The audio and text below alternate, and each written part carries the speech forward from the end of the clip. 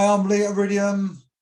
The Iridiats are with me on a Friday night. We've got Dom, we've got Jam. How you doing, guys?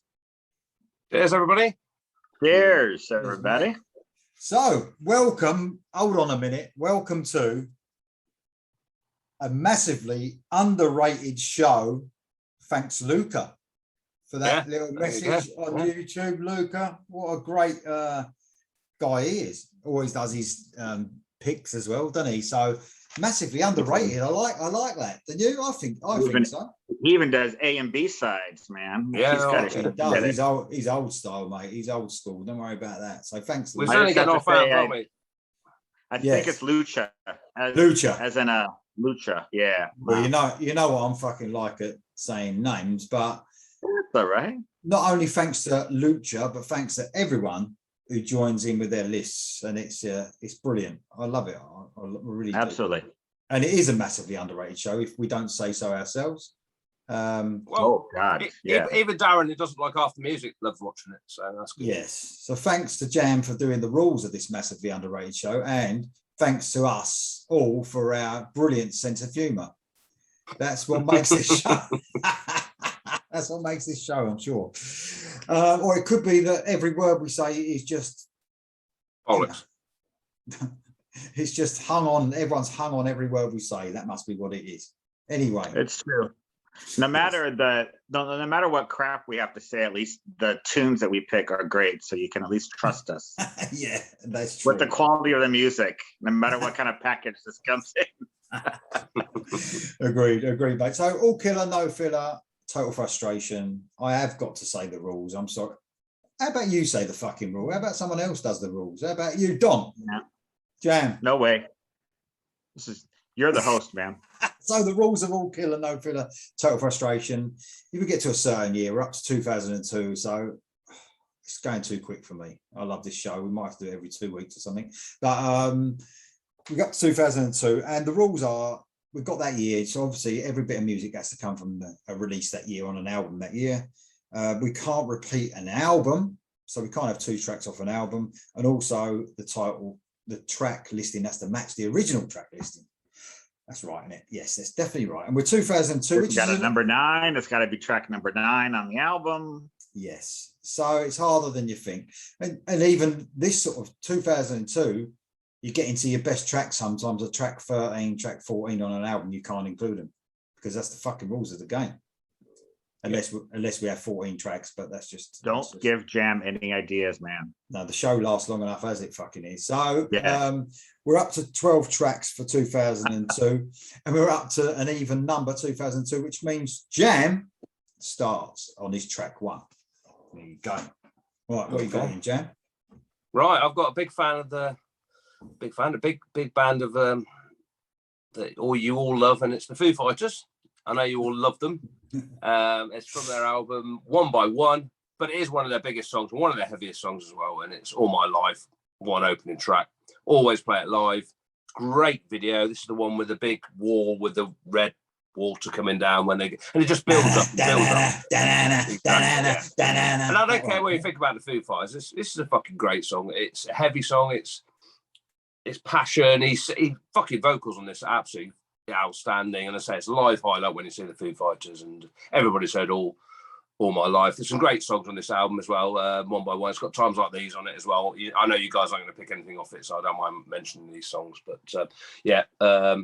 great song. What do you mean? How does he know that, Don? I mean, I wouldn't pay fucking £85 a ticket for someone I didn't like, would I? Well, yes, you would. Yes, you would. Yeah. Because of your woman. Yeah. Woman. That was playing in the car the other day. My missus put it on. Good song. And it got to that bit, the da-da, and I did that. On to the next one. It doesn't take me a lot to do that, but I was doing that. So there you go. All right. Foo Fighters, good one, mate. Proofs in the pudding. Yeah, exactly. What you got then, Dom? For me, first mention of Porcupine Tree. This was a band that I really liked. Now, Steve Wilson. Sorry, Steve Wilson, Porcupine Tree. Stephen Wilson, yeah, Stephen Wilson.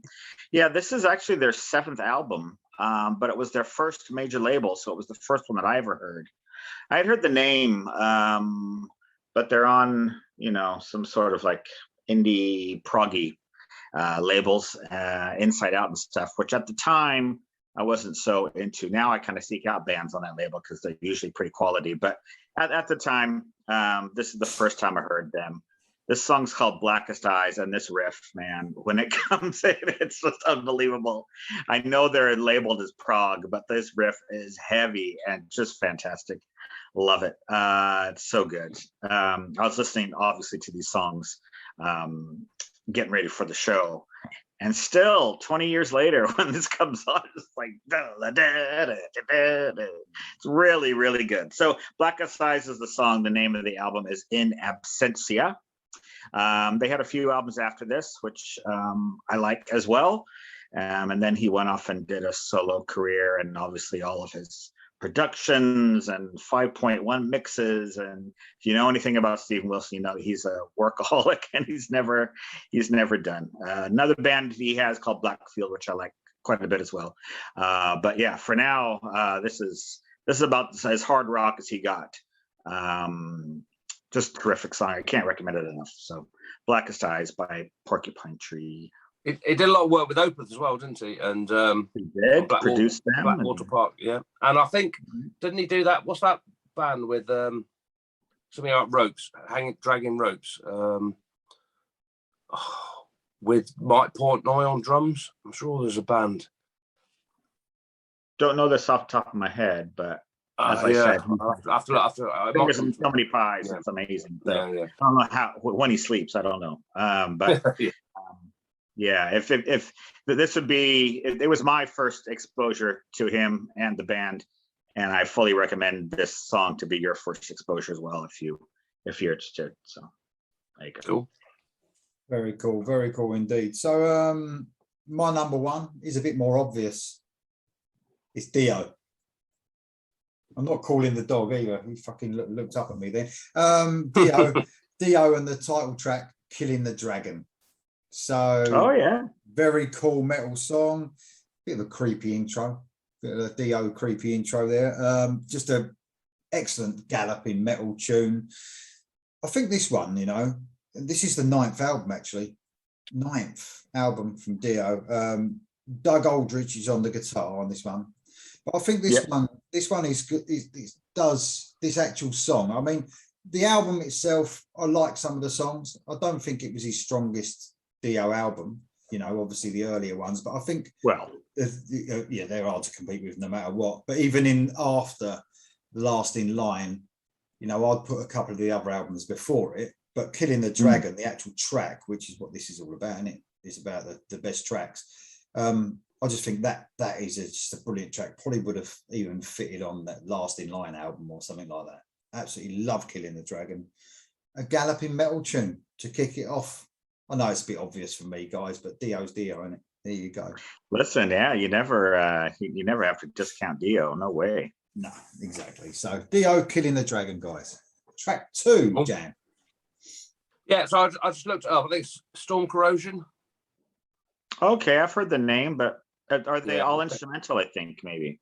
Most the word, yeah, there might be the odd lyric here. But anyway, we'll move on. Right, number 2. This is going to.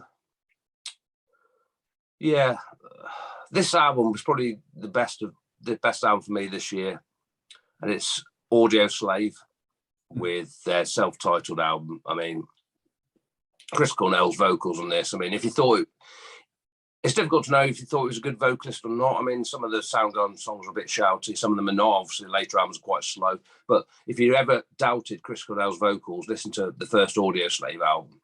I could have picked any song off here. It's wow, it's Rage Against the Machine, but not with the political songs and all that. And obviously, it's not Deliverance. It's Chris Cornell singing on it, and it's fantastic.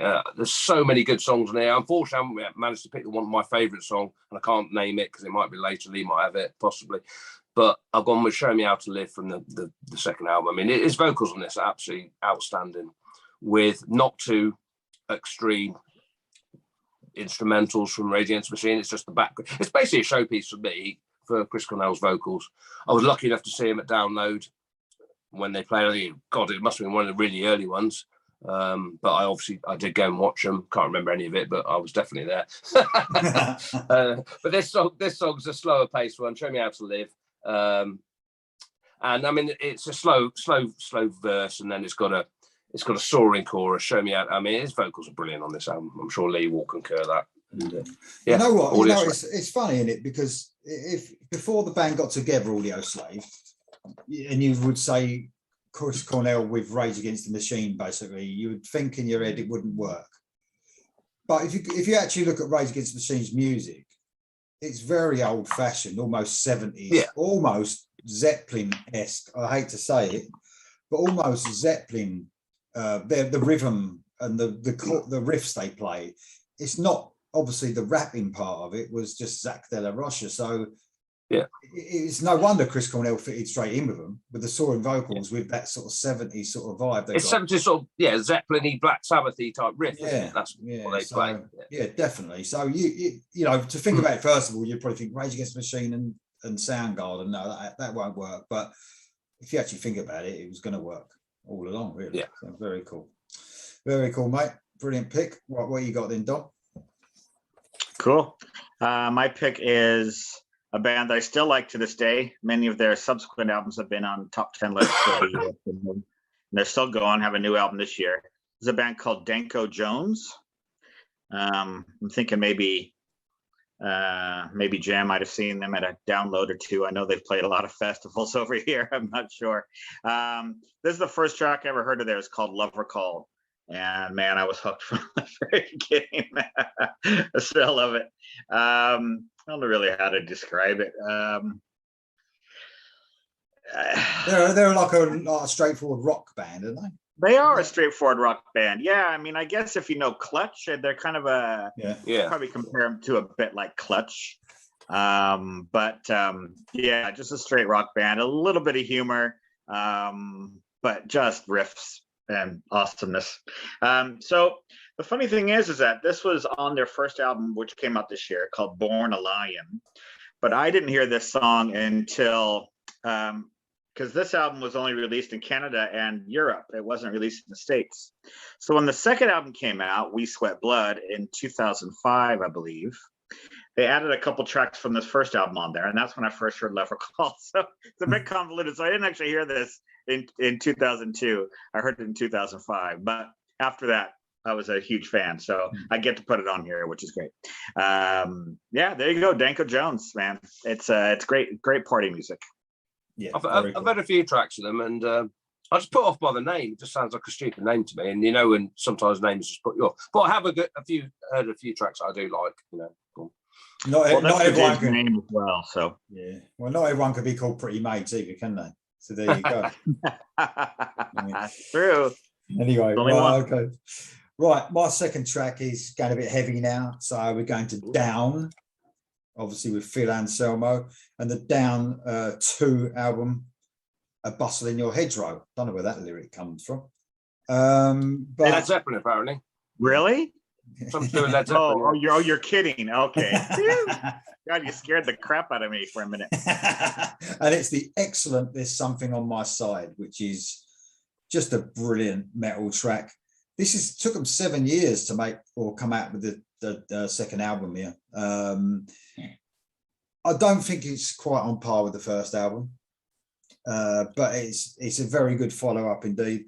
Sort of heavy bass intro at the beginning of this, and pretty evil sounding song, really. I think this is. I love the way the chorus. It's got those really sort of fastish sort of verses, and then the chorus almost slows down to a doomy pace, and it just it sounds so fucking heavy and evil. I love it, and Phil Anselmo is brilliant on this track. I've always preferred him. I've said it before with this band because it's not so shouty as Pantera. A lot, half and half with Pantera. And half of their albums are very fast and shouty, and the other half is superb. With Down, there's more of a larger percentage of that. They got that bit. Even though Pantera has your favorite guitar tone of all time, you said. Yes, of all time, that song, especially that album, Far Beyond Driven, had the fucking best guitar tone ever. Easy. Yeah, I mean, I mean, they've got some of the breakdowns that Down did. Well, I know they had music for a while, but are just mental as well. And they would go like 2/3 of the way into the song, that a riff would come in, and it would just fucking just mental. Until love it. I love the band. I really do. They're about as heavy as I can get, I reckon. But they are brilliant. But Down, There's Something on My Side. Brilliant track. Okay. Track 3. What you got, Jam?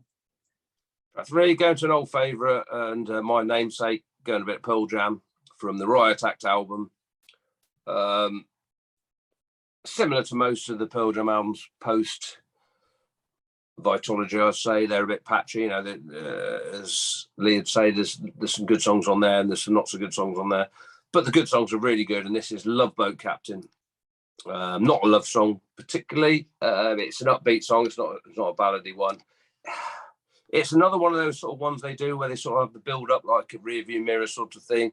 It's got a great chorus, great verses, and it's still a live favourite today. It's probably one of them Pearl Jam songs where because they've done so much stuff now, you probably say to a Pearl, unless they're a mega fan, you say, do you know Love Boat Captain? They go, oh, well, I don't know the name of the song. And as soon as they play it, everyone knows it's like, oh, it's that one. You know, it's not got an obvious chorus, but it's a great song. Even my brother probably he'll watch this at some point and go, Love Boat Captain, I'll play it to him. And he go, oh yeah, it's that one. And yeah, it's one of those songs. Brilliant song, crowd favourite, sing-alongable, upbeat, brilliant Pearl Jam song, modern Pearl Jam song. Modern, say 2002, 20 years ago, but modern Pearl Jam song. I suppose it's lucky you're not put off by fucking song titles. Oh yeah, yes, really? Yeah. It is, yes. It is, yeah. Love Boat Captain, about a good band name as well, wouldn't it? Be all right, that. No. Like some sort of progressive, weird fucking band. No. I wouldn't listen to them. bit of Pearl Jam in Pearl Jam in 2002. Nice. Quality, yeah. There'll be more to come. Don't worry. What you got then, Dom? I've got Welcome Back Magnum. They had taken a break. They took a break. They were gone for let's see. They hadn't had a new record since 1994. The singer and guitar player went and did a band called Hard Rain. Had 2 albums of theirs in the interim, but they came back to the Magnum name. This is their 12th album overall.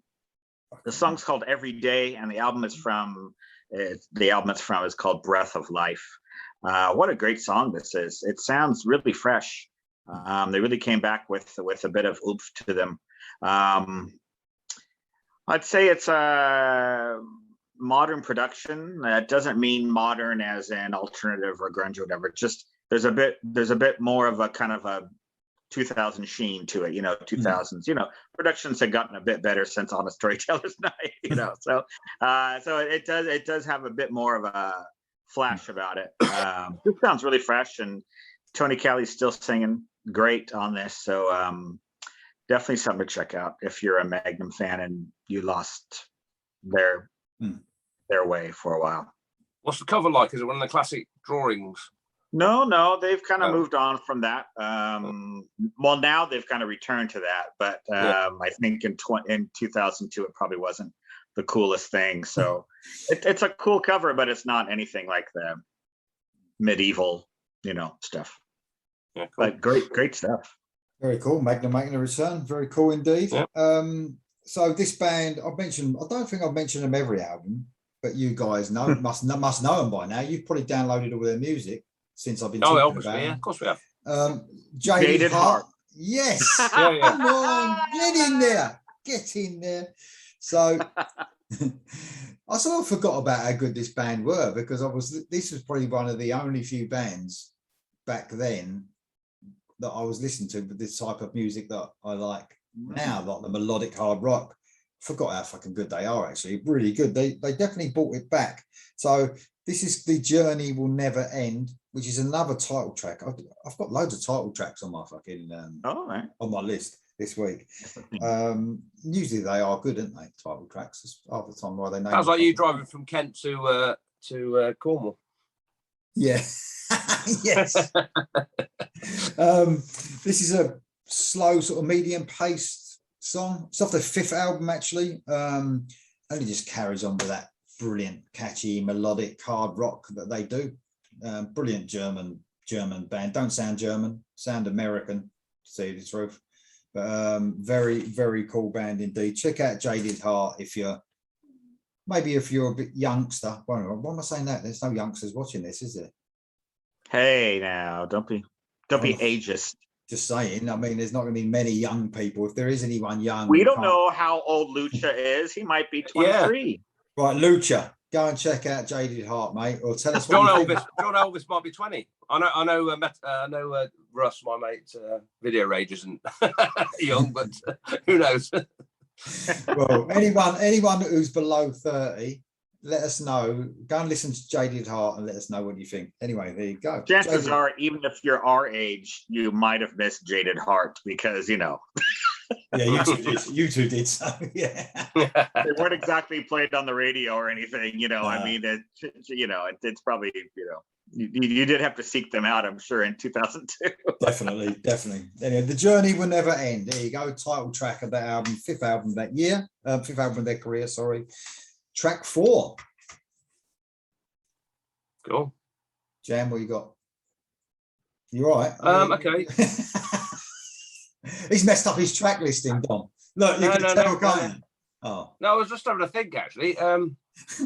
This is the first, I believe, mentioned, but I was just wondering who. Right, this is the first metalcore band. Who is the first metalcore band? Hold on. Is that Killswitch Engage? Yeah. Who is the first metalcore band? Here we go. But it's Killswitch Engage anyway. From their second album. We'll just go with this. Killswitch Engage. Second album, Alive or Just Breathing. This is the second one with Jessie Leach. Obviously, he was the original vocalist and he's back now in the band since 2012, which I didn't realize he's back in the band that long now. Who do you prefer? I like both. I mean, that's a cop-out, but I do like both. I like Jessie in what's the spin-off band he did in between. They just done a new album this year, haven't they? Times of Grace. I liked him in that. So I do like Howard as well, and like the Torch band he's done. But anyway, this is my last serenade. I liked it when Howard was in. Is it Kajagoogoo? He was in. Was it? It's Lamar. Oh, Lamar. Sorry. Who was in Kajagoogoo? Lamar was in Kajagoogoo. Oh, sorry. Yeah. Who was Howard Jones in? He was a singer. What is love? I thought he was in a band as well. Anyway, it's a different Howard Jones in case anyone's getting confused. Because I got confused. It's slightly darker skinned. Yeah, he is. Good voice. Oh. Really good voice. Yeah, good voice. Great voice. Anyway, this is My Last Serenade, which is their probably most famous track from. This is what broke them into the big time from Alive or Just Breathing, as I said. Harsh chorus, clean vocals, great song, metalcore. I don't know who started metalcore, but I guess these must have been one of the first bands. I mean, don't know really. 2002, long time ago. I haven't picked any metalcore bands so far, and I like a bit of metalcore. I'm not, wasn't never the biggest fan. It was a bit different to me at the time. I remember when I first heard Killswitch Engage, wasn't that keen on them, but that was a long time ago, and you sort of get used to the music as it progresses. I've got to admit, they've got. I mean, if it weren't for the last album was awesome as well. It weren't for some of the vocals, but they've got some of the best guitar breakdowns in metal. They're fucking really heavy, man. Really, really good. Brilliant live as well. I love Killswitch Engage now. Big fan. Cool, very cool indeed. What you got in, Dom?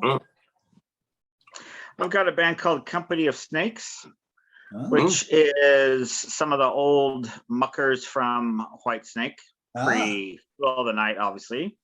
So this is Bernie Marsden, Mickey Moody, Neil Murray on bass, Don Airy on keyboards, who's now in Deep Purple, and played with Ozzy and all sorts of people.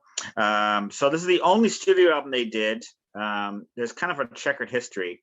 They started out as the Snakes, and Jorn was the singer. Jorn. Yeah, Jorn. Yeah. He was the singer. They had one album with him. Then they call themselves Company of Snakes, and they have this new singer here on this. He's a Swedish singer called Stefan Berggren. I don't know him. I looked it up. previous to the episode here, and I guess he was in Uriah Heep for a while as well. He had a new solo album this year, apparently, so he's still going. But anyway, so this is the first. They did a lot of touring, apparently, just playing old Whitesnake songs. But this is the only studio album they had, and it's quite good. This song is called "Burst the Bubble." It's the title track. Title. And it's quite good. I've listened to this. I got this right around when it came out in the early 2000s. So I've had this in my collection for quite a while. So I'm pretty. I know it pretty well, and it's stood the test of time. I'd still put it on. So yeah, Company of Snakes, Burst the Bubble. Was it more of the, obviously them guys in the band? It'd be more. Did it sound like Whitesnake? Was it more of the old Whitesnake? I would say that the strength of it is that it doesn't sound like a copy. It doesn't sound like they're trying to recapture old glories. I mean, obviously it sounds, classic rock. Yeah. But and the singer doesn't have that kind of Coverdale-y thing, So they're still stretching their songwriting muscles, but they're not doing a complete copy of the Whitesnake thing, which I think is better, Yeah. There you go. Very cool. I've listened to the Yawn Londe Snakes thing a little bit, but that sounded all right as well. But I didn't hear much of it. I just heard it a little bit. Right. But it suits him down to the ground. Yawn. He can do David Cover. Oh yeah, definitely for that guy. Yeah. Okay. Right. I'm gonna please old Metal Crusader here. So what's the band I'm gonna choose? Hammerfall. Yeah, Hammerfall. So, title track, Crimson Thunder. So I had to. Probably my favorite album of theirs. Well, that's Metal Crusader's favorite. In the top two. It's actually Metal Crusader's favorite album. I think. Have you seen much Red Thunder? Not seen much Red Thunder myself, but go on. Crimson Thunder. Yeah, Red Thunder. Yeah, I've seen Red Thunder. Look, when you're talking fantasy metal war, it doesn't matter, does it? It doesn't matter what it is. So this is I had to actually listen to this to the Hammerfall album to get this track, by the way. So bit of research done here. A great galloping, slow to medium paced, epic song with some battle chanting. I mean, what more can you want? Battle chanting as well. This was actually their fourth album. So they're well into their career at this point, but a really cool song. I think I've put Hammerfall down in the past a bit too much, Yeah. And I feel bad because you use that C word. Yeah, not just that. To bring you up on. Not just that. Metal Crusaders. He was one of my first subscribers, and he's always asking for Hammerfall because he's his favourite band. But I listened to a couple of their songs when I first did the channel and said I think I said that was a bit cheesy then. And to tell you the truth, most of the stuff I'm listening to now when I hear them, I like. So perhaps my taste has changed in a year or something. I don't know. But perhaps it's because I've heard lots of cheesy stuff and now they don't sound like here we go again with the cheesy. I can't fucking help it. All right. Anyway, why have you been relegated to your radiator? Where's your rock room gone? Yeah, it's because I don't want to disturb anyone else in the house. There's not as much noise here. So there you go. All right. So track 5, guys, what you got in, Jan? Okay. We go in to one of my favourite bands, as always. It's Opeth from the very, very heavy Deliverance album. This is the twin albums they did, although one come out this year, one come out the next year, which we'll talk about next year. One was really heavy, one was more acoustic and experimental. But I think I mentioned last time, there's a lot of beautiful passages of music on this album. This is Deliverance. The album, is Deliverance from Opeth, and it's a lot of beautiful passages of music, but it's very, very heavy. A lot of harsh vocals, a lot of clean vocals as well on it. And this song is the 5th track. There's only about 5 or 6. It might be the last track. I can't remember if there's 6. It might be. They're all about 9-10 minutes long each track, and this is Masters Apprentices, which is a sort of masterpiece on this album. There's a few good tracks now I could have picked. This one, it's got like a proggy slow start to it with really harsh sort of guttural vocals, not screaming, but guttural vocals for 4 or 5 minutes. You wouldn't like it. Then it goes all mellow and chills out a bit and gets a nice, like I say, beautiful bits in it. And then on the 8-minute marks, it just suddenly cuts into a bit of harsh vocals and a fast pace. And then it goes into like Iron Maiden type harmonies and all that, which, because I'm a big fan of Iron Maiden, obviously Michael is, and goes on like that till the end. Bit of a chorus, and I say it's a 10-minute song, but it's one of them songs that doesn't seem like 10 minutes. It's got 3 phases to it, I guess. Typical progressive opus, Magnus opus, I guess you'd say. Yeah. Masters Apprentices. If you haven't heard it, it's one of the probably ones they don't play. I don't think I've ever played it when I've seen them, but you know, they've got so many great big long songs. You know, how many can you play? There you go. 3. This was my first exposure to Opeth. Yeah, exactly. I saw them this year, 2002.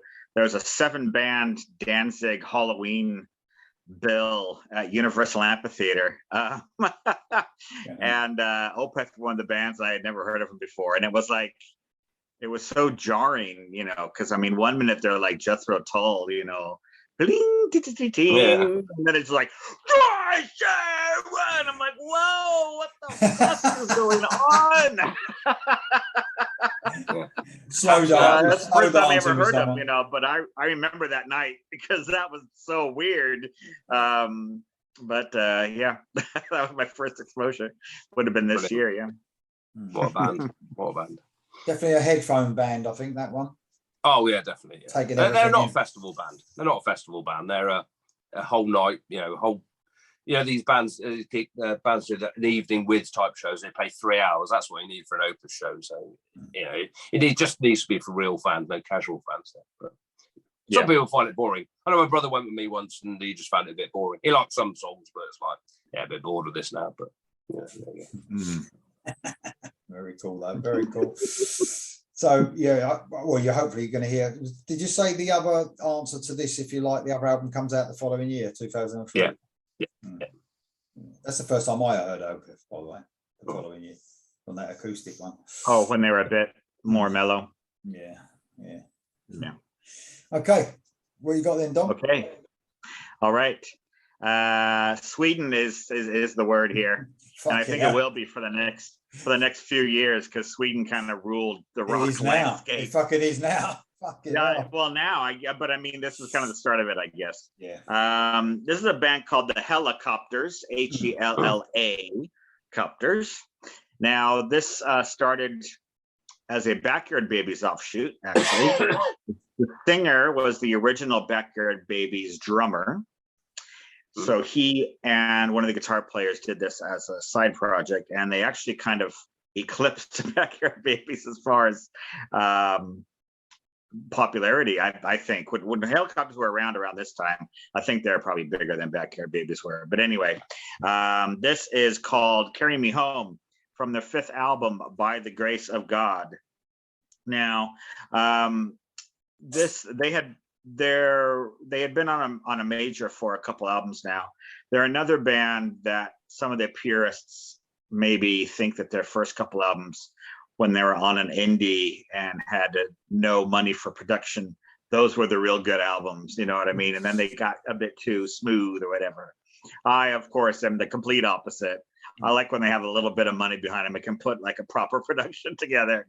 But this is probably my favorite album of theirs, and that's probably not a very popular opinion amongst their hardcore fans, but I don't give a shit. Yeah, it's great. It's very kind of 70s classic rock and roll. Very, very melodic, very kind of stompy, and just great chorus. All the things I love. So yeah, Helicopters. Very cool. And look what's that, like you said about Sweden now. Seems like every day or every week there's a new band out of Sweden. Oh yeah. Mental. Okay, good one, mate.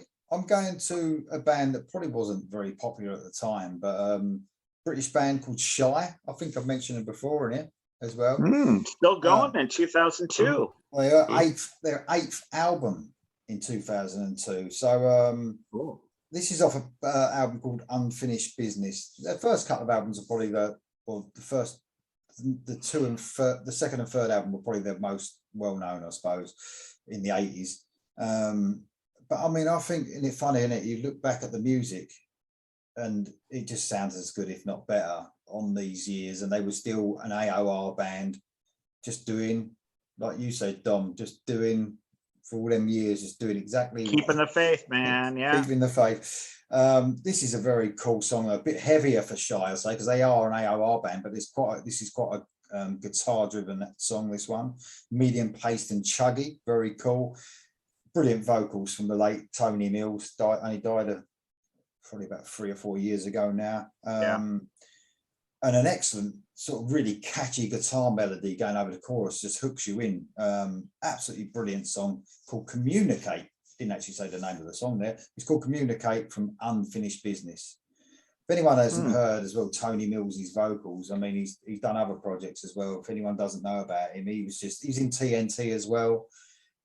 I think the music suffered at that time he was in TNT. It was no way as good as when Tony Harnell was in there. But if you listen to him with Shy, you'd be amazed. He's got that. He's very similar to Tony Harnell, actually. That high. Yeah, great really singer. Strong, great singer. So Shy, Communicate off of Unfinished Business. I don't have that one. I'll have to go back and look for it. Yeah, it's very cool, very cool. I mean, the thing is, what they were doing at this stage as well, their tracks. I don't know if you need this on an AOR for an AOR band, but some of them do it. They have quite long tracks, 6-minute tracks usually and a lot of AOR bands do that. Some keep it to 3.5, 4 minutes, but some bands like Shy and later on in their career, they were doing quite long tracks. I don't know. Yeah. They were still really interesting, but I think back in the day when they were probably, coming up and they were trying to get signed or assigned to major labels, they needed that 3-minute radio hit, you know what I mean?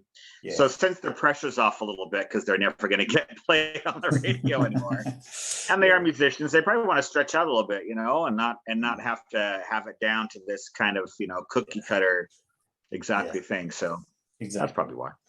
Very cool though. Check that one out, mate, if you haven't heard that. Unfinished Business. Okay. Track 6, guys. What you got then, Jan? Okay, track 6. This is a band we haven't had for a long time. One I actually found when we did the All Killer No Filler for the band, but it didn't actually make my list. So I don't know how much that says about the song, but it's Def Leppard from the X album, and it's the song 4-Letter Word. Yeah, it's just, I haven't got too much to say about this. It's one I discovered fairly recently, obviously, as I say, because I think I was struggling on a few tracks for our list. Didn't actually make it onto my list, as I say. It doesn't make it sound great, but it was a really good song. It was very close. 4-Letter Word, it's just a straight-up rocker from Def Leppard with the typical harmonies that we all know from Def Leppard. And track 6, that comes in there from this year. I mean, 2002 wasn't my favourite year ever, so... at least it was a song that I did know and I did like, so we put it in there. That's all I can say about that. I hope they've got another good album in them, I don't know if they have, but I'd like to hear something. I'm not saying they're going to go and do an High and Dry or a Pyromania, but I'd like to hear something a little bit classic from them again. I quite like the last album they did. That was as close as you could get, wasn't it? The last album had some hints of maybe Hysteria and stuff like that. But what was that called, the last one? I can't so good. So good? No, I mean, it's so good we can't remember the name of it. I'll say right, I can't fucking remember what it was called, but I remember the first track on it. It sounded very late 80s Def Leppard. Whether people like that or not is a different matter. I mean, I prefer them to go a bit earlier, but there you go. The last one I've got is just self-titled. Is that right? Yes, Def Leppard. Yeah, Let's go.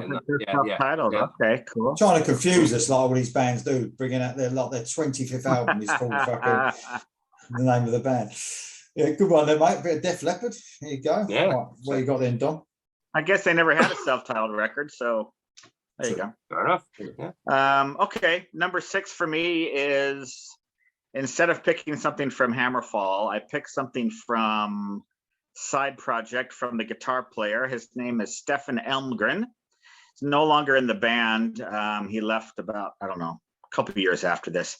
But this band is called Full Strike.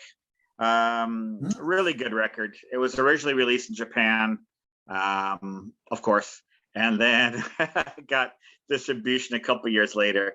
Let's see. So came out in Japan in 2002, but then it didn't get released in the States by Spitfire until 2007. That's a big space. Anyway, this song is called Master of My Soul. The album's called We Will Rise. It's not a million miles from Hammerfall. I mean, it's not really making prog or anything, but really good kind of melodic metal. You know, what do you want from a guitar player from Hammerfall? This is exactly what you want.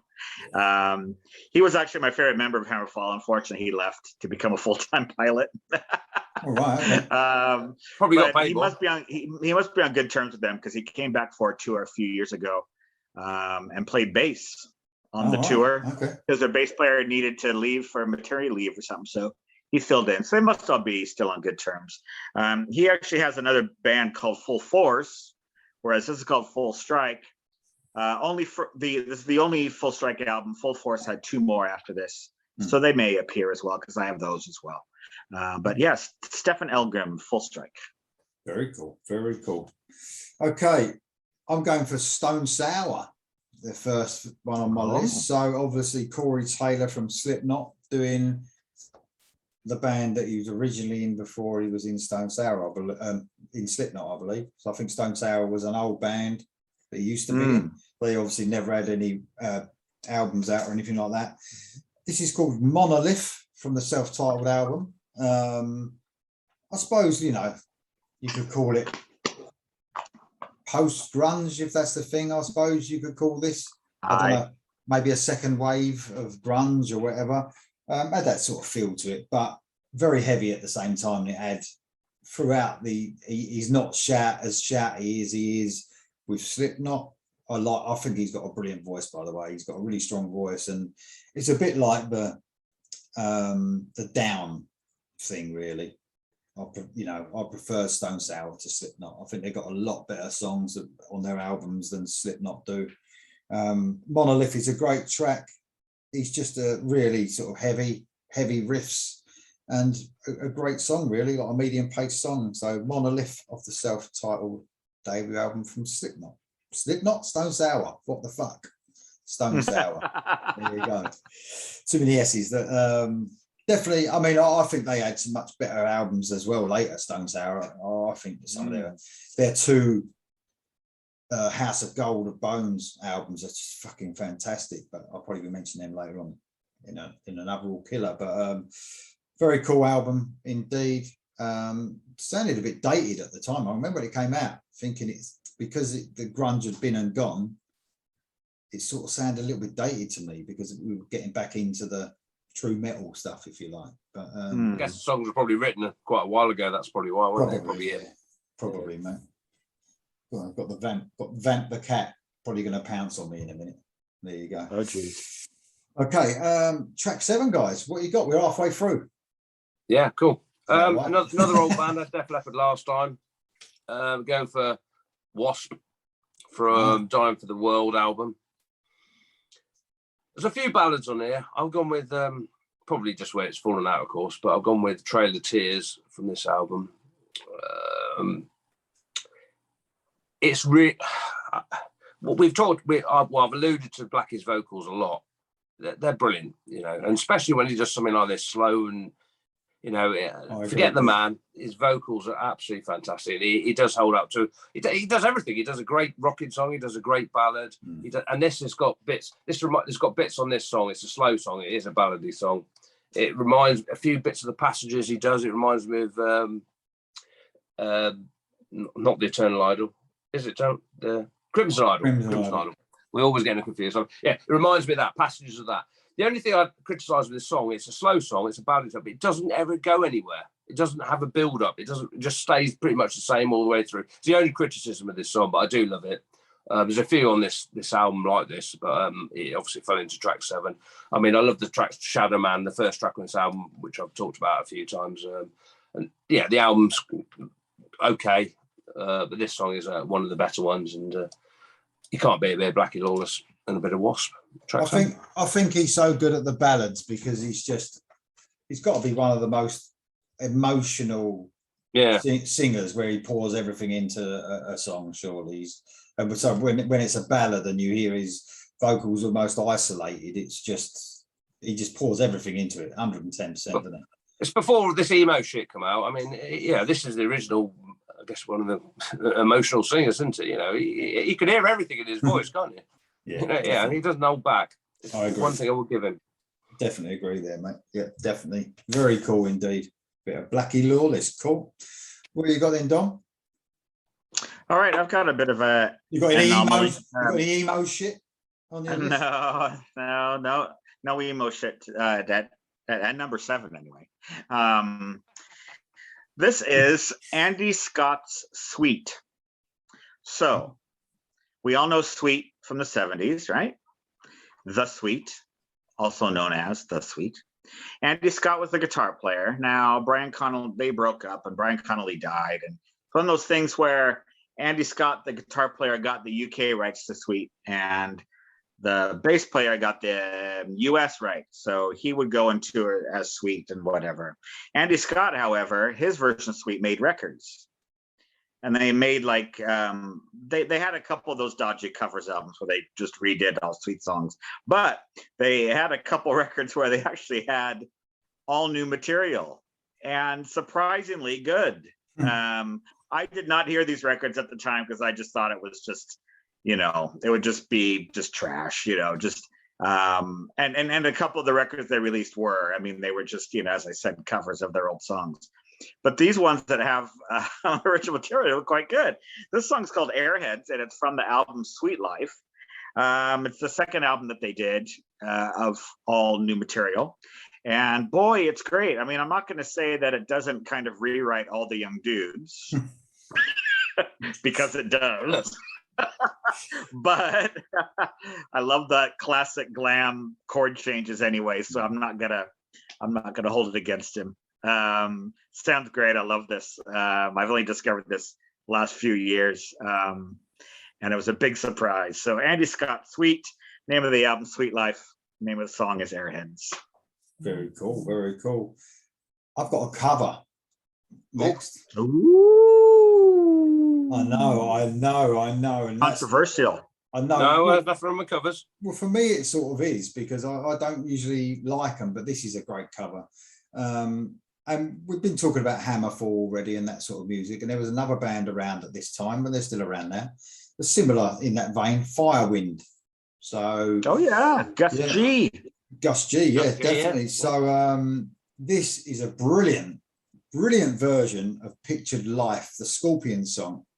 Oh wow! From their Between Heaven and Hell album. This is their actual first proper debut album. It's a bit weird back then because there's another band later on as well that had a demo album. They call it a demo album. So if you look on Wiki or their discography, Firewind and this band I'll be mentioning later had a demo album which sounds just as good as anything they brought out. So, but this was actually their album, their first proper album after the demo album, which was Between Heaven and Hell.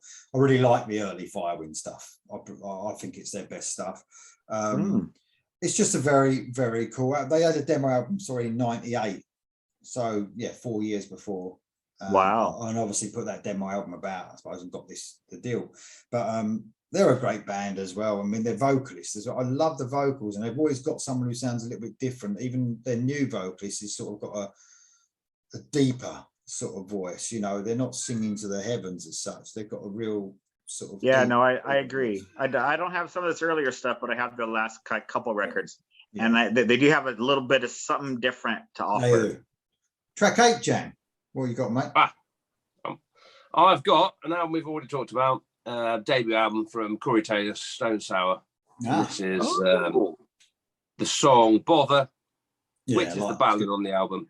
Yeah. It's I don't know if you've seen Stone Sour League. I'm sure Lee has, but they don't really play much off the first album. That song you mentioned, I don't know that particularly well. They don't really play it. They only play about 2 songs off their first album, but they've done a few albums now, so there's nothing wrong with that. But this is one they do play, and it's more of a ballad acoustic-y type track.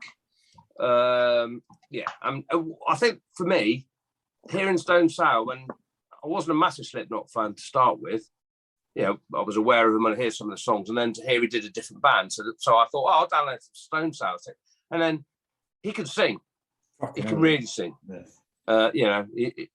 He's not wasting in Slipknot. Don't get me wrong, but when you hear him play for Stone Sour or sing for Stone Sour, you realise he can actually sing, and this one certainly brings out his other side of vocal talent. Let's say that. And Bother is most everybody knows it.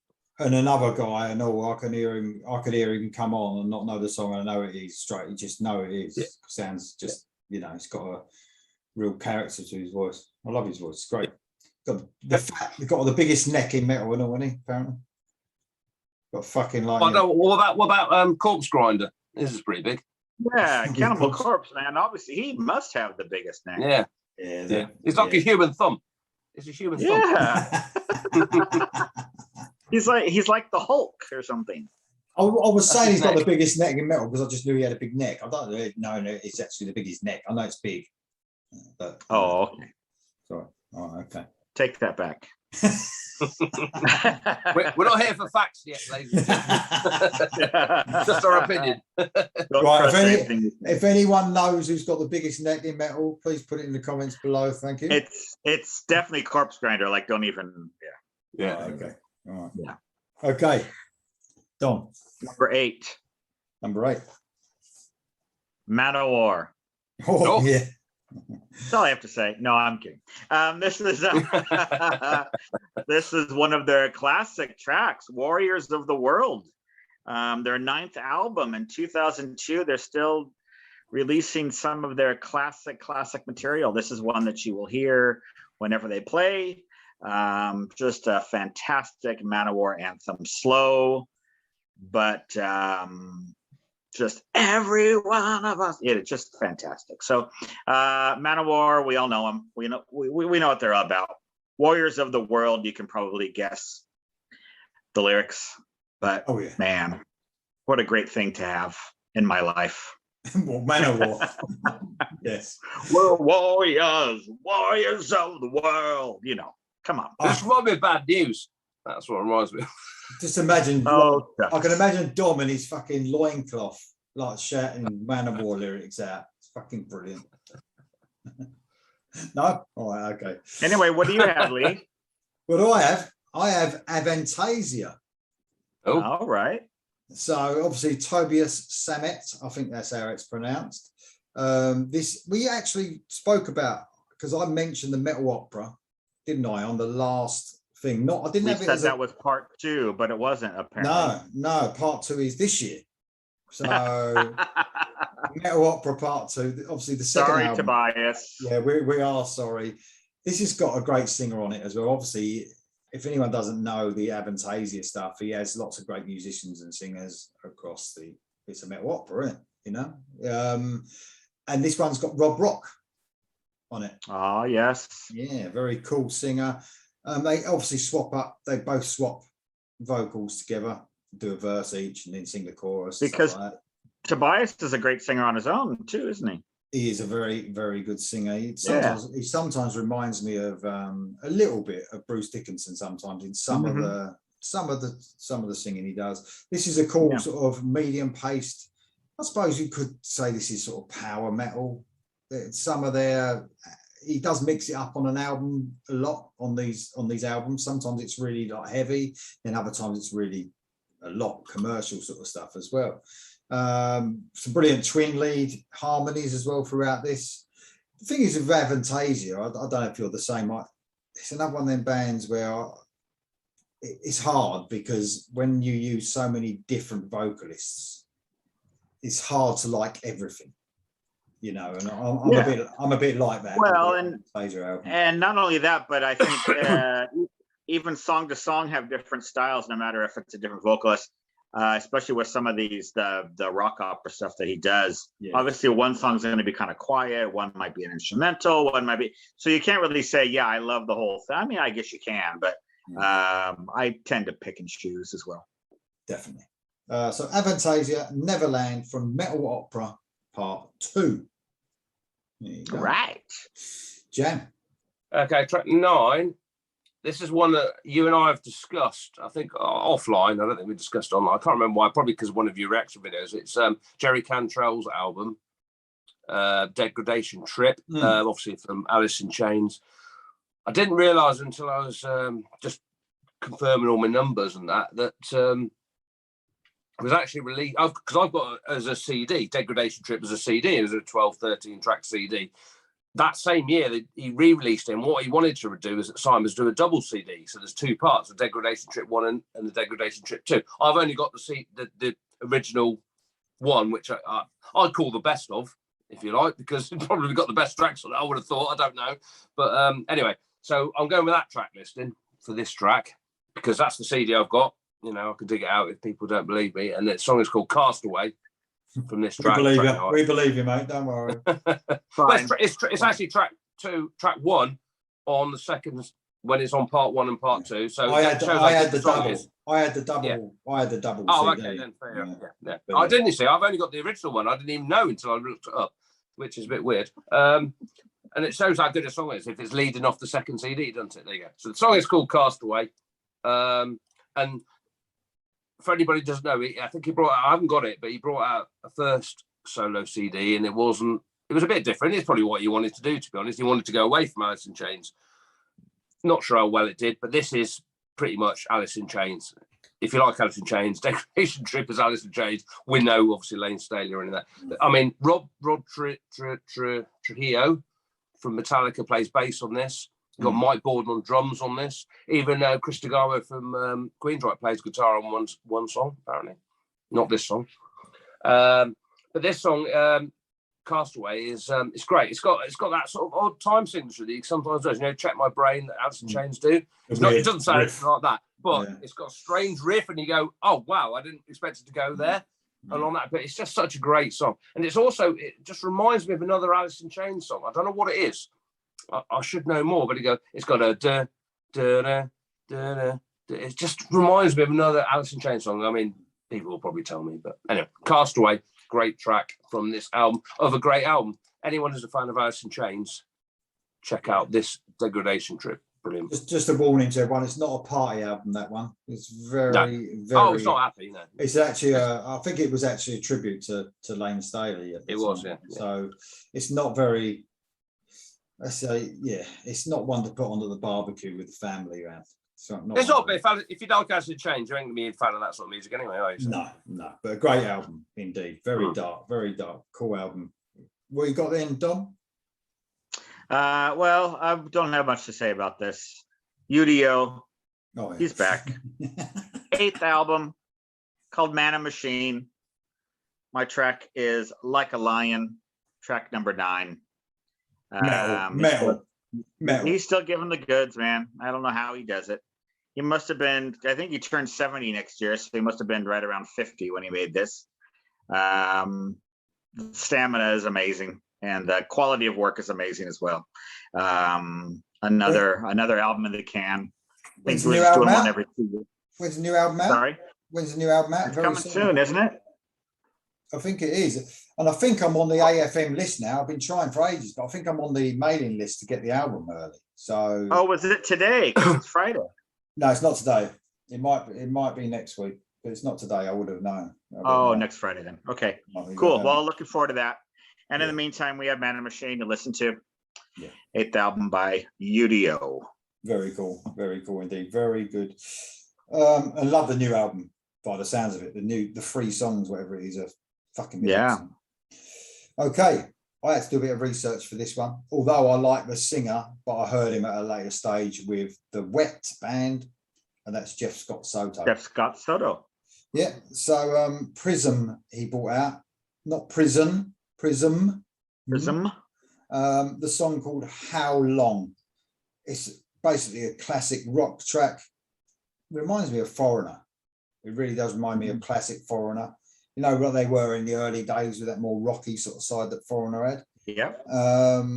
It's a very cool groove to the song, and he's got such a, I don't know, his delivery, his vocal delivery is so smooth, isn't it? Jeff Scott Soto, and he's an excellent singer, really is. Definitely very cool indeed. This was his actual second solo album. So yeah, a little bit of research I had to do, but it sounded, from what I listened to on the album, it sounded very sort of, you know, all the way through the album sounded very cool. Probably one of them albums you can probably pick anything from. Very consistent, very cool indeed. Okay, that's Jeff Scott Soto. Bit of AOR, bit of classic rock. Right on. Okay, track 10. Okay, track 10. Track 10 is an album we've already mentioned, and this is one for your children, one for your grandchildren. New Orleans is a dying whore. Down, yeah. By Down, yeah. As Lee's mentioned, Down too, busting in the hedgerow. Great track. Fucking brilliant track, that is. What a brilliant track. It's a slight change from Down. They got a bit more bluesy on this album by positive choice from what I read. They moved down to where Phil was down in the south and wanted to go a bit more bluesy. I mean, it's a heavy, sludgy riff. I don't know. I'm not as big a fan of Down as you. I've seen them a couple of times. I like Phil Anselmo. I like Pantera. I like the music. It's just one of them bands that I like.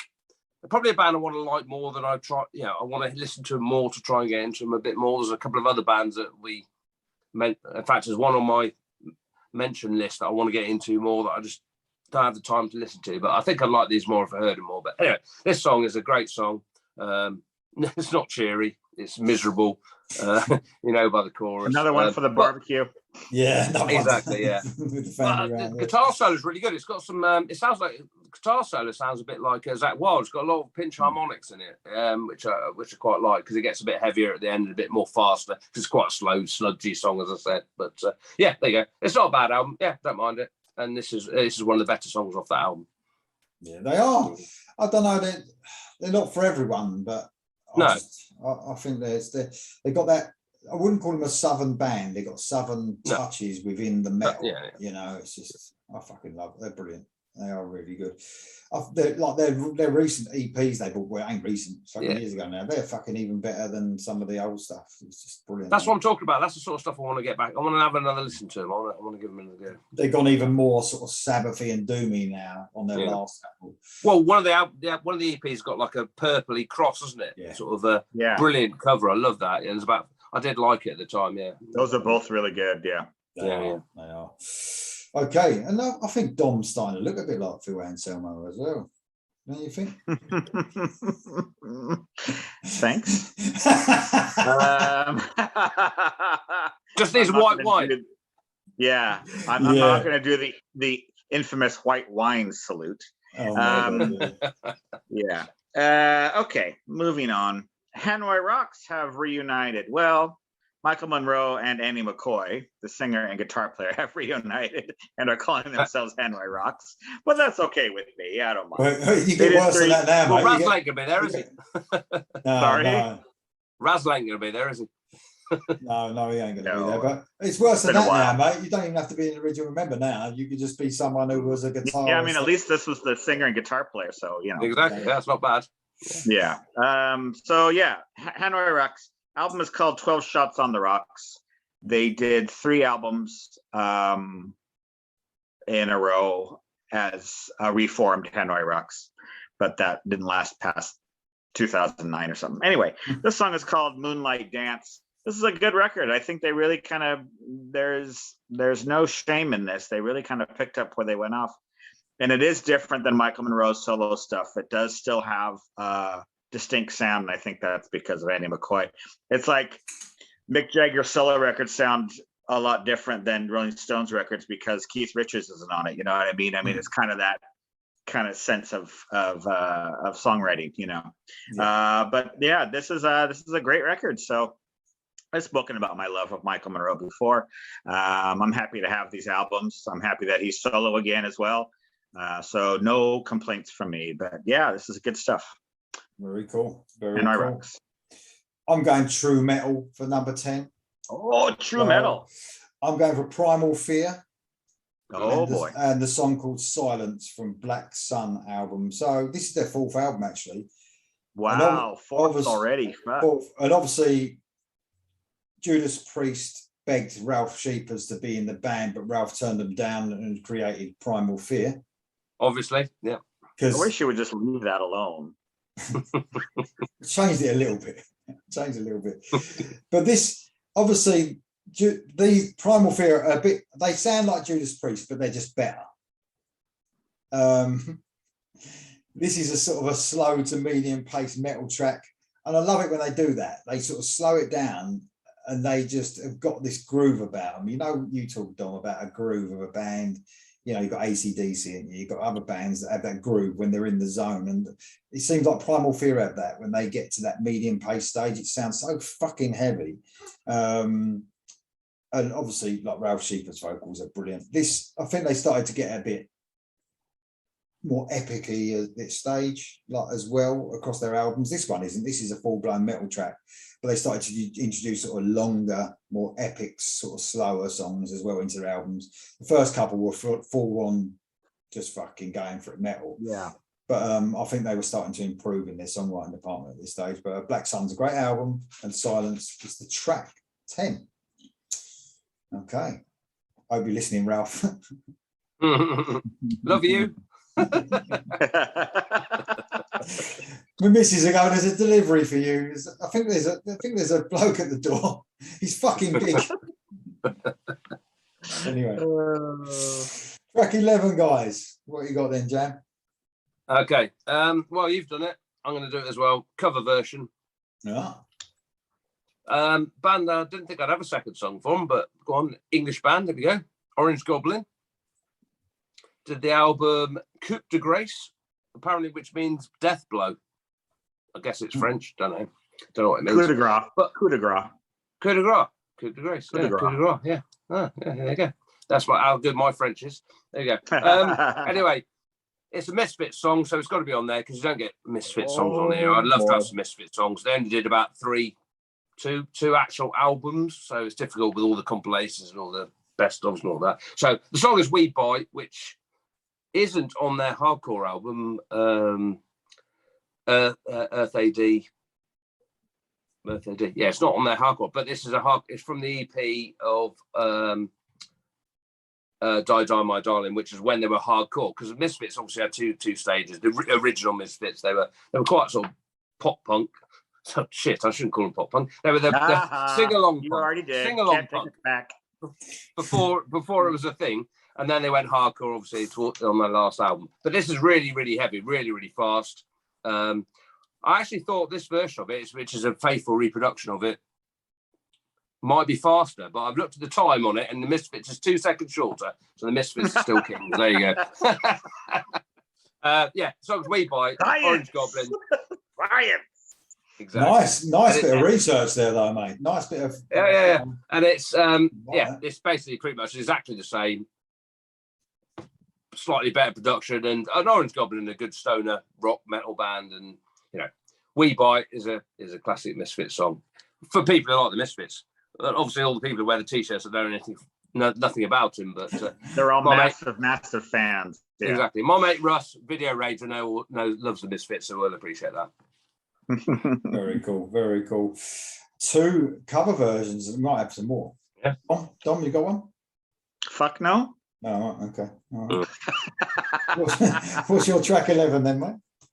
Right, track 11. This album has been mentioned in passing, and I don't think Lee likes it very much. I fucking love this record. I've listened to it hundreds of times. I probably could have picked any track on this. So Phil had Down, but Phil also had Super Joint Ritual. Oh, yeah. This album is called Use Once and Destroy. The song that I chose is Ozena. And man, this album, as I said, I listened to it so much. I don't think I took it out of my car for like a full year. It's weird because it's not down, obviously. It's a lot faster and a lot thrashier, but it doesn't sound like Pantera either. It sounds like something completely different. It's a lot looser. It's, I guess, more thrash is a good word for it. But just riffs that come out of nowhere. And there's one song, I think it's called 7 Songs, where it's actually basically 7 riffs just in one song. The album is wild. They had a second record that was nowhere as good as this one. This was just lightning in a bottle. But I don't know, if you like Pantera, you like Down, Phil Anselmo, and you haven't heard Supergiant Ritual, Use Once and Destroy, check it out. It's brilliant. I fucking love it. See, I can still put it on and just fucking definitely one of those. I've never listened to it because I thought it would be too much for me. Now I thought it was like even like heavier or faster than Pantera, so I sort of left it alone. I thought, you know, that wouldn't appeal to me.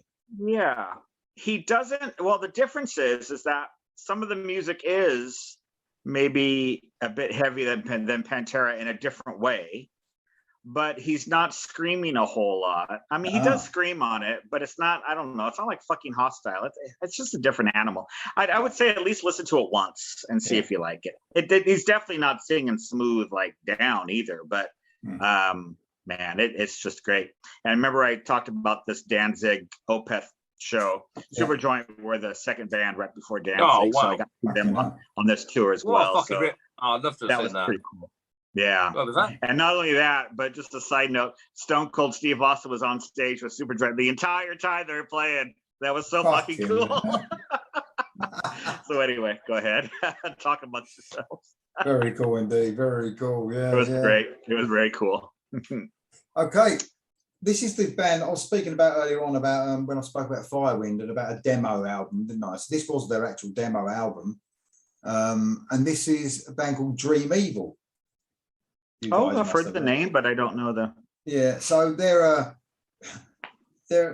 bit. You could put them in the line, you know, that sort of Hammerfall, Firewind sort of metal, if you like. But they are a little bit tongue in cheek as well. Some of their lyrics are a little bit. I don't know. You know, it's very tongue in cheek. I think they know they're metal band. They're not taking the piss. But they're not the fucking Darkness or anything. You just have to listen to them. They sort of, you know, it's very sort of warrior sort of stuff, but a little bit too much sometimes, even for me. But so it's sort of meant to be tongue in cheek. This is actually called "Hail to the King." Nothing to do with Avenged Sevenfold. That's the name of the song off of Dragon Slayer. So yeah, it's very like, you know, dragons and fucking all sorts of shit going on. This is a sort of a medium-paced, half-galloping sort of riff, very cool riff. Now, this band went on tour with Saxon as well. I don't know if you remember that. Though. I don't know, you might have caught them. You've probably seen Saxon a few times. But and it's strange enough, if you actually hear the singer, he's got a similar voice to, I think, tone to Biff Byford as well. Does he? Yeah. All right. Very sort of similar sort of that. It's just the tone of his voice.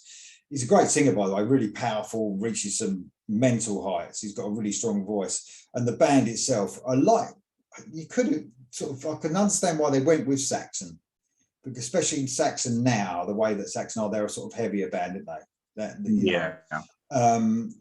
The guitar tone as well is just really fucking heavy, really chuggy. Even on this album, it sounds huge. Wow. So Vamp loves Dream Evil. Dream Evil. Vamp, Dream Evil. Yeah, he just nodded. Hail to the King from Dragon Slayer. There you go. Like, he's come up. Cool. You want to talk about? Wow. Right. Okay. We're on to the last track, guys. Right, where you going? Right, well, it couldn't be it won't be. I'll tell you that it won't be a list when this band or this singer brings out a song. Is always going to be on there, and it's Danzig from the Danzig 777 I Luciferi album. Track 12 is "Halo, Godless Bone." After the disastrous Danzig 5. Even though I managed to still pick a track off it, or two tracks actually, as it went. And 6 was, I picked a track off 6 as well, which was Getting Back to Normal. This is a more of a return to form, although it's not back to the classic of the first 4 albums, 5 albums, 4 albums. I had deja vu there. I had deja vu there when you mentioned this. Just when you was talking about like the last album was bad, but I chose a track. You said that last time. Probably did. Well, yeah, exactly, yeah. Well, yeah, the last few albums have been bad. After this, though, Circle of Snakes in 2000, whenever it comes out, is a great album. But anyway, this is Halo Godless Bone is Danzig actually sings on this a bit. There's no Tommy Victor yet. Tommy Victor's on the next album. It's apparently someone called Todd Youth is the guitarist on this album, apparently. But this is a mid-pace chugging riff. It's great. It's actually the only memorable song on this album. When I first got the album, obviously I know the album, I've heard it a few times. When I first put it on, I thought, oh, Halo Godless Bone's a good track. I didn't realise it's track 12. So as soon as it's track 12, it's like, oh, well, that's on then, isn't it? There you go. So, there you go. And, they play this still live now. When I see Danzig, I think he always plays this. So one of the ones that they remember from this album. So, there you go. Very cool, very cool. Good list, mate, all together. What you got then, Dan? Dan? What you got, Damn. Combination of the two. Yeah. Dom and Jam. Damn. I like that. Yeah. Danzig. Okay, so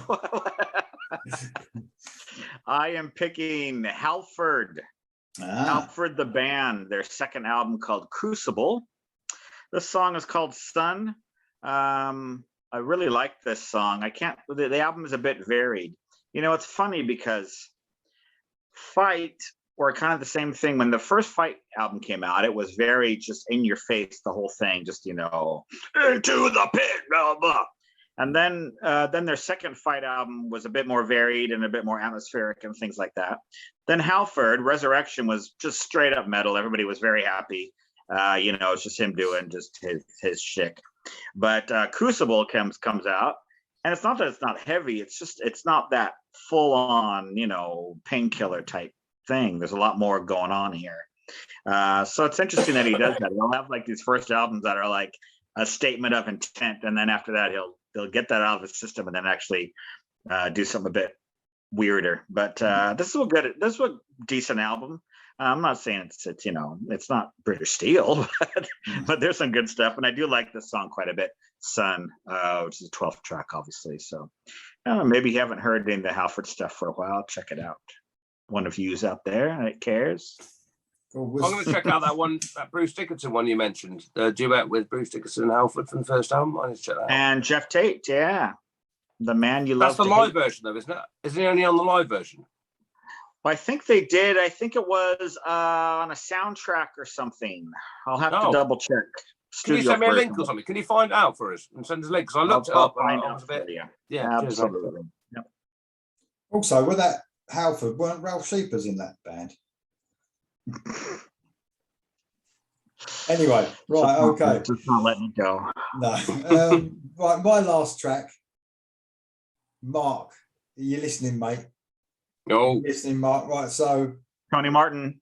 Yes, I got him in there. Track 12. It's actually called Dario Mollo, because you was asking last time, weren't you, what this cage thing is actually. Is it called the cage? Yeah, what is this freaking thing called? So it's called actually Dario Mollo, Tony Martin, The Cage 2, this album. Catchy. Yeah, exactly. Very catchy. It does just roll off the tongue. I can see the logo now. Yeah. It might be called Mollo Martin, which would be better, wouldn't it? No. Just the cage, man. Just the cage is cool. Yeah, it's called The Cage. Call it The Cage. Anyway, The Cage 2 is the album. The song's called Poison Roses. It's a brilliant song. 7 minutes and 12 seconds it is. It's got a bit of a, and I suppose we couldn't sort of hark back to this because we've said it a few times, because metal does it so often, a Kashmir riff going on this one to open it up. You hate saying that. I know. No. Is it a Get It On riff from oh right, yeah. It doesn't have a hint of Zeppelin, it has a hint of Kingdom Come to it. Anyway, when that Kingdom Come riff goes, then it goes into like a sort of an epic sort of ballad, like a metal ballad. It's a real heavy ballad. This album, though, and Mark mentioned this as well to me, or he put it in the comments, that the second album and the ones following got a lot heavier. The first one was sort of AOR, sort of the Cage one. This sounds very Sabbathy. This album, very heavy, loads of crushing riffs going over it. Very cool album indeed. Mark will be happy. I've got Tony Martin in, Dario Mollo, Tony Martin, The Cage 2, Poison Roses. There you go. Classic metal to finish off. Brilliant production, by the way. Anyone who loves Tony Martin but hasn't heard him in that, have a little listen. Brilliant. Okay. Have you got any honourable mentions, guys? Jam first. Well, yeah, I mean, I was surprised you didn't have Audio Slave on yours, Lee. The song Gasoline, I Am the Highway from that first album. I mean, I'd love to have had Gasoline on it. That would have been my first choice of songs. Brilliant song. But going away from that, not really, no. Annihilate, Awaken the Fury. Okay. Disturbed, Believe come out. Mastodon, they're another one of them bands. I really want to get into Mastodon, and I hear a lot of them. Progressive metal, heavy. Yeah. I just haven't had the time. I want to get into Mastodon more. I've seen them a few times. I like some of the songs. They're just one of them bands I need to give them time, don't I? Because I think they're obviously very progressive. They've got some good stuff. But Remission come out in this album. Careful, because I think there's a similar name band who are an AOR band. I don't think you'll like them. No. So, yeah. I think they're called Mastodon as well, or something very similar. It's very close. So you chances are you won't hear them instead of the real one. No. Yeah. Well, not the real one, or the more popular one. Anyway, moving on. The only other one for me is a band. I don't know if Dom's into. He's been living in the north of England or in Scotland for a long time. It's Biffy Clyro. They're unfashionable now because they are quite popular now these days. But when they first started, they were quite heavy, quite alternative. And the first album, Blackened Sky, I was really, really into this album, but not in 2002. I didn't hear it for the first time until about 5 years later, and I started from the beginning because people said about this is the Biffy Clyro before they're in the charts or any of that shit. But I really got into Blackened Sky 5 years later. But going back to it now, it was just I moved on from that time. I couldn't get anything off the album on it, but I really did like it. It's quite heavy. I can't understand it. I don't know about you, Jam. It's your local fucking festival, but I can't understand how they get to headline Download. Well, because they're very, very well. They were. I'm not sure how popular they are now, but they've done some. They're pretty big. Yeah, I would say they're more like a Reading Leeds band or something. Not.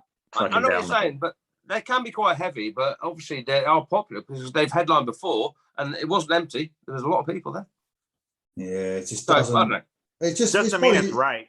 It's probably just my fucking opinion. But when I see them headlining, and I think of all the bands they could have there, I just think it's like, they couldn't find someone else. That's what it fucking seems like to me. No, it wouldn't be my choice. Let's put it that way. It wouldn't be my choice either. But I saw them in Rock City, and they were absolutely brilliant. But this is before they released Puzzle. This is like a long time ago. Whether it's their breakthrough album Puzzle, and me and my brother said one of the best gigs I've ever been to. They're intense, they're heavy, they're brilliant. But this is a long time ago, and now they got commercial, but now they're not even commercial because they won't even get a chance now. With a little fucking shite that gets in the charts now, and it's not they've sold out. I don't blame them at all, but I don't know. But I agree. I don't think they should blame, but who knows? Go on. I'm sure it won't be empty when they play. Let's put it that way. Yeah. No. Well, that's what it's all about, isn't it? It's about. And they're good musicians, and I'll say I won't slag them off. They're brilliant people. Yeah. Anyway, was that it for your honorable mentions, Jam? That's it. Yes, that's me. Holy cow! Yeah. Okay. Not great. Yeah. There's a few things, I guess. I had Crimson Thunder, but you already have that. Enough's Enough had another album, but again, I've pledged my love enough on there. LA Guns had Waking the Dead, which is a decent record. King Diamond had Abigail 2, which was the sequel to the classic Abigail. Wild Hearts had another great B-sides collection called Riff After a Motherfucking Riff, which is basically the best album title of all time. But you know, enough about them. And then the only other one is there's a Swedish band, another Swedish band that I love, that will be on subsequent episodes, I'm sure. But this one, their first album, they were still kind of finding their feet. They're called Glucifer, and you'll hear more about them. But they had their album Basement Apes. Fucking hell, what a great title. It's good. I like Yeah. that. Okay. You've mentioned Audio Slave. I don't know what it was. I didn't get into it so much, Jam. I don't know. I think I was going off of what didn't help is I was veering off of that grunge scene sort of, because it was veering off altogether. And I think I sort of had enough of it by then. And then, like, even though Chris Cornell's got just an amazing voice, I think I was just edging away from that, going back into the melodic stuff more at that stage. What you mean? You didn't hear it, or you didn't? No, I did. I did hear it, and I just, I don't know. I just, the album was fucking long as well. I think there was about 16 songs or something stupid like that. It was. But I remember my brother now. My, you know, great mates lived together, and he's brilliant. He loves all this nice music, and at the time he said boring. And I was going, I love all this. He was going boring, and I could sort of see it, but now listening back to it. His fucking vocals are absolutely outstanding, and he loves it now. Honestly, it's one of the albums you probably need to check out. You know what I mean? I didn't really want to say boring, but I think that's how I felt about it back then. Yeah, but now listen to it now. It's so fresh. It's brilliant. Yeah, perhaps it is one. A lot of albums are like that now, and all what you thought of them back then. And also, I'm gutted because for some reason I missed Jerry Cantrell. I don't know why I missed that. We talked about it. I told you about it. We talked about it the other day. You've obviously got the wrong year, so it's probably next year. You've fucked up, I reckon. Maybe the double that you had, maybe that came out next. I don't know. It might have done. No, it didn't. I checked it. Anyway, the only one I want to mention, and I didn't even like the album that much because it's a bit too bluesy for me. But I've got to mention it because it's the singer and guitarist out of Y&T, and he brought out Meniketti, which is his it's Dave Meniketti. He brought out Meniketti, which is his solo album. There you go. Yeah, but he's always been a sort of bluesy guitarist at times, but this sort of was a bit too much for me. But he's such a fucking brilliant artist, and I have to mention Y&T every time that I have to mention Dave. Because no one else does. Exactly. So that's it, guys. Thank you very much. That's all I've got. And just to let everyone know, we are doing, and it's couple of weeks yet, we are doing a Halloween special. Yes, we're doing a horror, all killer, no filler, total frustration. So that'll be something to look forward to in a couple of weeks. But obviously we'll probably do 2003 before that as well. Maybe. It's difficult now because Dom's got a job. He's been selfish. He's got a job, so we can't meet up as much as we used to. But we'll still get together. It'll be fine because we can't let the most underrated show that's ever been on any television or YouTube channel slide, can we? Sure. I'm sure that's what Lucius said anyway. All right then, guys. Thank you very much indeed for coming again, and see you soon. See ya.